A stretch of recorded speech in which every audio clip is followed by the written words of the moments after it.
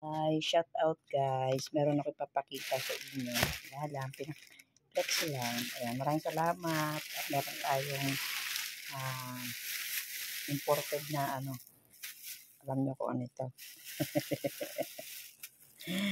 Yan po ay dahon ng laurel guys. Ang dami. Ito ay pinadala sa akin ni Balae. Yan. Kasama sa bagahe niya. Ito po ay ano kasi may puno po sila doon. Tapos ang ginagawa niya, nagbibilad siya. Oh, di ba? Nagbibilad siya guys ng dahon ng laurel.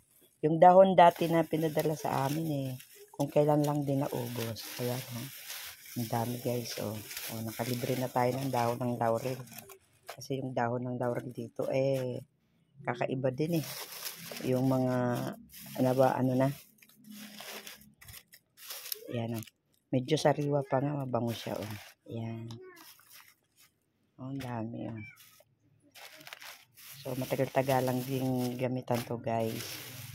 Yan so yan, nilalagay ko muna siya dito kasi ang iba itatabi, tapos maglalagay na lang ako sa isang lagayan para yung sa mga gagamitin. Yan, bibigyan ko din yung aking manugang. Ako, madiskarting nanay. Leaves, ma? Is that leaves? Opo, leaves. Kung malapit ka lang dito, bibigyan kita. Get the leaves? Daddy, get the leaves? Oh. Yung leaves ng laurel. Ayan. Is that from in the canteen? No, it's from the Mama Ipin in the Spain. Ayan, ang dami guys. Ayan. How about this too? Sariwa pa nga. Medyo ano pa nga siya ang lalaking hibla.